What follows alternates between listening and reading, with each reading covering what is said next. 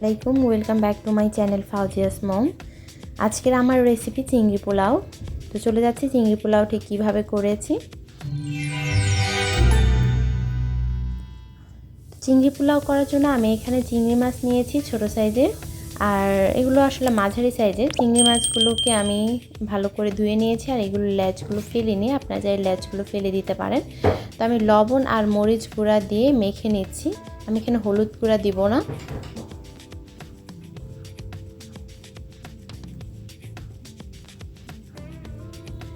তো আমি এগুলো মেখে নিয়েছি ভালো করে।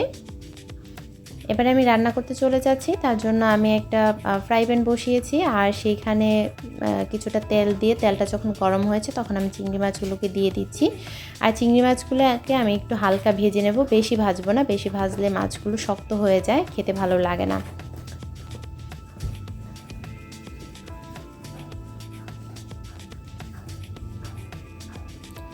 তো আমার মাছগুলো ভাজা হয়ে গিয়েছে দেখুন।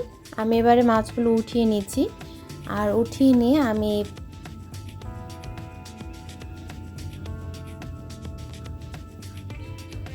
সবগুলো মাছ উঠিয়ে নিয়েছি। এবারে সেই প্যানে আমি আরও কিছুটা তেল দিয়ে এখানে 1 কাপ পেঁয়াজ কুচি দিয়ে দিয়েছি।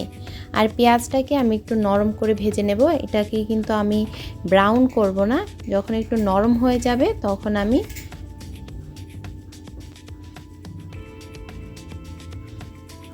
তো এখানে আমি তেজপাতা দিয়ে দিচ্ছি, আর দিয়ে দিচ্ছি লবঙ্গ, এলাচ, দিয়ে দিচ্ছি দারুচিনি, দিয়ে দিচ্ছি 2 টুকরো জয়ত্রী, দিয়ে দিচ্ছি গোলমরিচ 4-5টি। এবার আমি খুব ভালো করে এগুলো নেড়ে চেড়ে আমি একটু নরম করে নেব। পেঁয়াজগুলো নরম হওয়া পর্যন্ত অপেক্ষা করেছি। এবারে দিয়ে দিচ্ছি রসুন বাটা 1 টেবিল চামচ, দিয়ে দিচ্ছি আদা বাটা 1 টেবিল চামচ, দিয়ে দিচ্ছি জিরা বাটা 1 টেবিল চামচ, আর দিয়ে দিচ্ছি ধনিয়া গুঁড়া 1 চা চামচ, দিয়ে দিচ্ছি স্বাদ মতো লবণ। এবার আমি মশলাগুলোকে একটু নেড়েচেড়ে কষিয়ে নেব। আমি একটু পানি দিয়ে দিব যেন মশলাগুলো পুরো না যায়।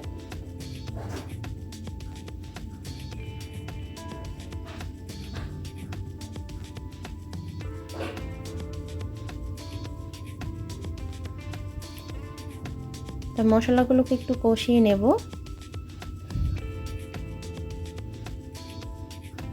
এবার এখানে দিয়ে দিচ্ছি আমি 1/2 কাপ লিকুইড দুধ।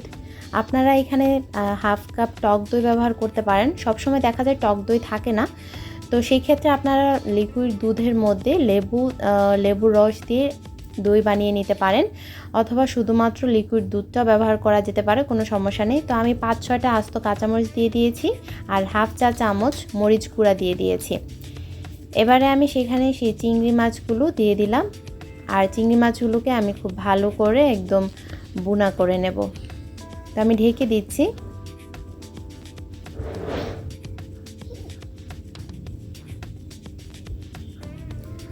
তো কিছুক্ষণ পর আমি ঢাকনাটা উঠিয়ে নিয়েছি। এবারে আমি নেড়ে চেড়ে দিচ্ছি।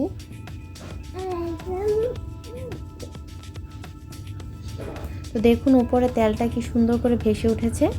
তো আমার চিংড়ি মাছটা একদম হয়ে গিয়েছে। এবারে আমি উপর থেকে চিংড়ি মাছগুলোকে উঠিয়ে নেব। আমার চিংড়ি মাছগুলো যেহেতু ছোট, তাই আমি মশলা সহই চিংড়ি মাছগুলো উঠিয়ে নিচ্ছি। আর আপনার বড় চিংড়ি দিয়ে করলে উপর থেকে শুধুমাত্র চিংড়িগুলো উঠিয়ে নেবেন।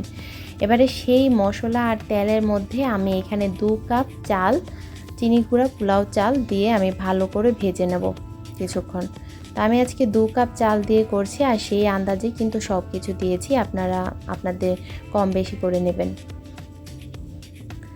তো চালটা যখন ভাজা হয়ে গিয়েছে সেই সময় আমি ফুটন্ত গরম 4 কাপ পানি দিয়ে দিচ্ছি। 2 কাপ চালের জন্য আমি এখানে 4 কাপ পানি ব্যবহার করছি। এবার পানিটা দিয়ে ভালো করে মিশিয়ে তারপর ঢাকা দিয়ে দেব।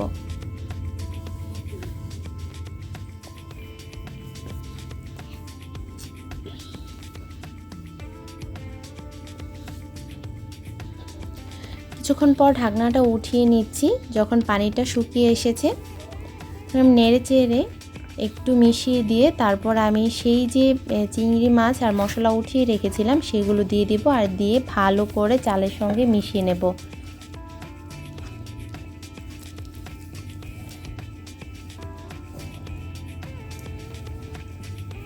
আর এই চিংড়ি পোলাওটা খেতে কিন্তু খুবই ভালো লাগে। যারা এখনও এটা তৈরি করেনি তারা একবার ট্রাই করে দেখতে পারেন, খুবই মজার।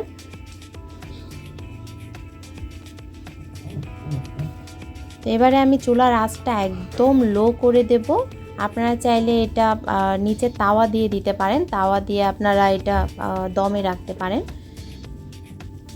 তো দেখুন আমার চিংড়ি পোলাওটা কিন্তু অনেকটা হয়ে এসেছে। কিছুক্ষণ পর আমি আবারও ঢাকনা খুলে একটু নেড়ে চেড়ে উপর নিচ করে দিচ্ছি। আর ঝালের পরিমাণটা আপনারা আপনাদের টেস্ট অনুযায়ী দিবেন। তো আমি এখানে বাদাম দিয়ে দিয়েছি, বাদাম ভিজিয়ে রেখেছিলাম, আর বাদামটা দিয়ে আর দিয়ে দিয়েছি কিশমিশ, আর দিয়ে দিয়েছি কেওড়া জল 1 চিবি। কেওড়া জলটা দিলে খুব ভালো একটা টেস্ট আর ফ্লেভার আসে। তো এবারে সব কিছু একসঙ্গে ভালো করে মিশিয়ে দিচ্ছি, আর মিশিয়ে দিয়ে আবারও ঢাকা দিয়ে দেব। এখনও কিন্তু আমার চুলার আঁচটা একদম লো হিটে দেয়া।